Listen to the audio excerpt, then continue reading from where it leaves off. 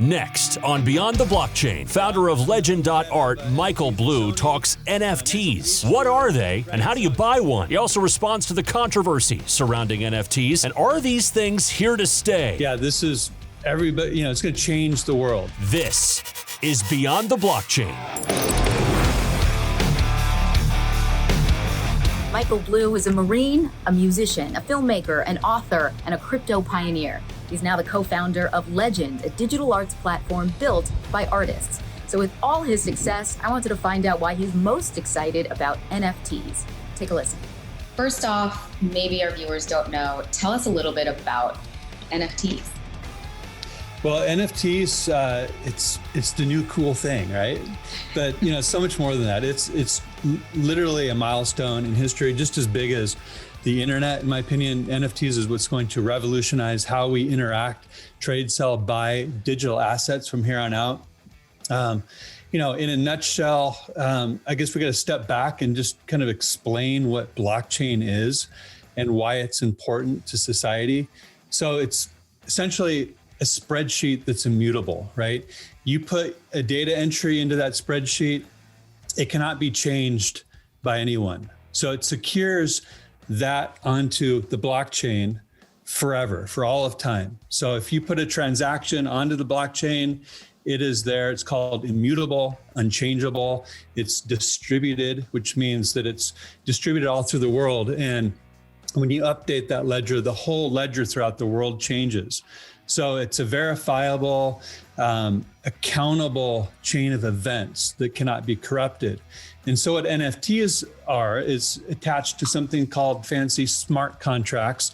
This allows you to basically, make value on the blockchain, digital assets, ownable, shareable, verifiable.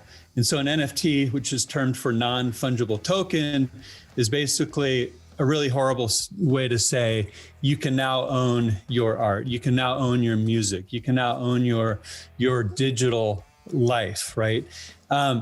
So, in a nutshell, that's what it is NFT sits on the blockchain.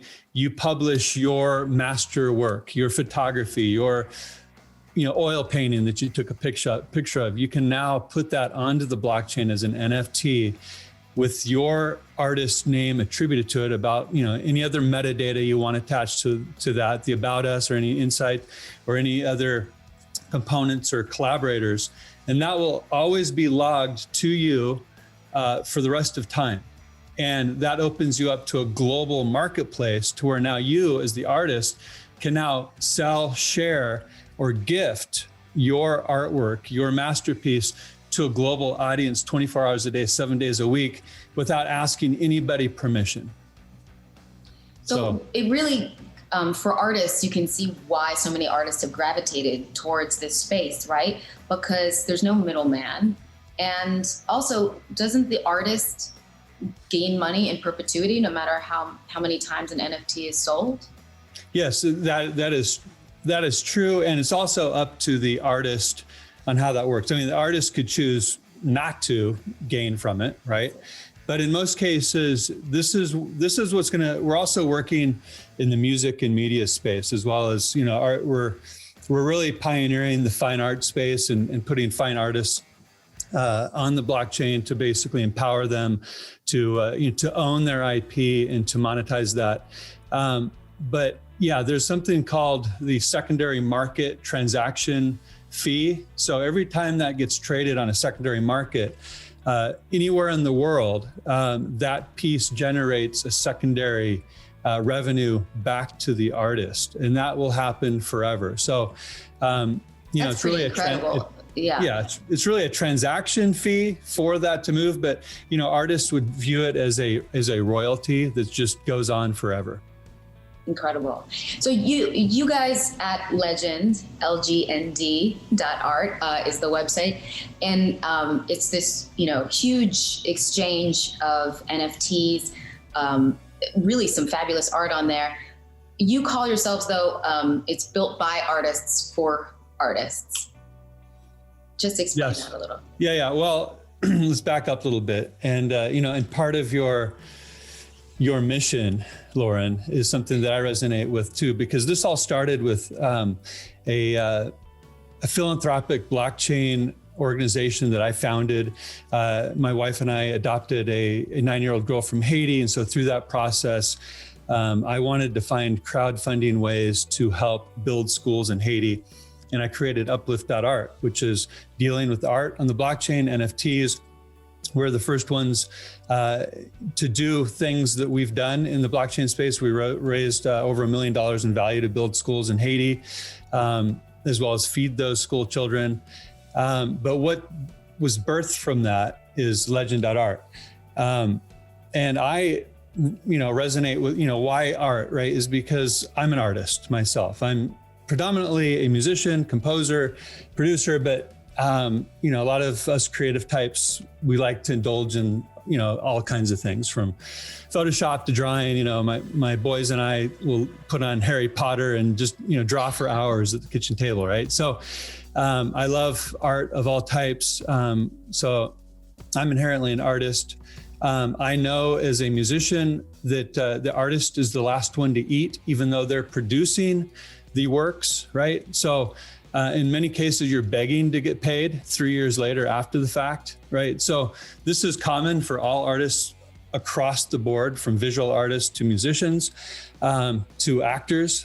And so we're flipping the script, we're changing the paradigm, we're putting the power in the hands of the artists, allowing them to own their IP, because, especially in visual art, they're getting their creations, their masterworks stolen left and right. Whether it's a screen printer in China to a Hollywood studio, iterating off of their idea for a character in a movie. So this is a way for them to secure their IP on a blockchain, which is basically an instant copyright.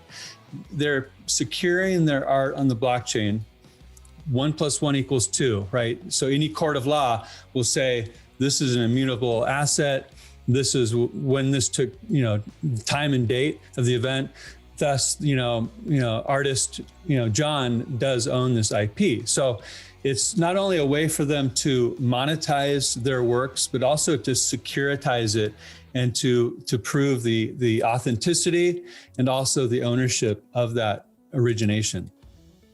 That's pretty incredible. And when you look at the applications of an NFT, you can see it will expand, I think, far beyond art even. You could, deeds to houses or cars or anything, yes. Really, right?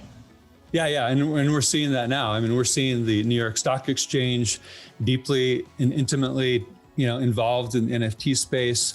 You have large brands. Now, we're talking to a lot of large brands these days, and it's funny because everybody has their NFT department now, right? Yeah, wow. I'm the head of NFTs at Sony.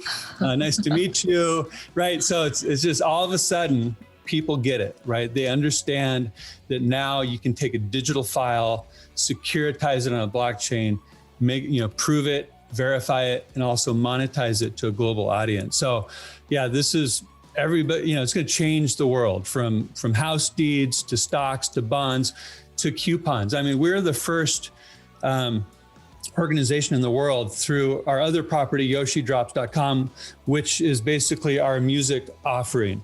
And we dropped 1 million NFTs to 1 million accounts. You can't do that on any other blockchain in the world with any other architecture. So we've pioneered a new way forward to actually bring mass adoption to the NFT space. And we gave those 1 million NFTs out for free. And the secondary markets just in the last 30 days has driven over $30,000 worth of residual income. Wow. For that experiment, right? So it's an experiment that we've gotten some very valuable data points off of, and we can understand the flows of the space much better and more deeply than probably anybody in the world, because nobody else has done this. So we're able to glean some really key data points from it. But we're seeing a really awesome way forward. Coming up on Beyond the Blockchain. And there's also controversy comes with anything. Michael Blu's response to those who say NFTs are dumbing down fine art.